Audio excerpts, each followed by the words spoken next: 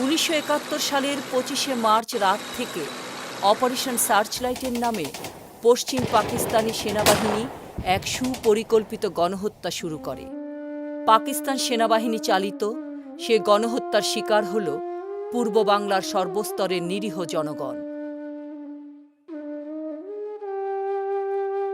পাকিস্তানি সেনাবাহিনীর হাতে গ্রেফতার হবার আগে ২৬শে মার্চের প্রথম প্রহরে বঙ্গবন্ধু শেখ মুজিবুর রহমান বাংলাদেশের স্বাধীনতা ঘোষণা করে দেশবাসীর উদ্দেশ্যে একটি তারবার্তা পাঠান, যা তৎকালীন ইপিআরের ট্রান্সমিটারের মাধ্যমে সারা দেশে ছড়িয়ে পড়ে।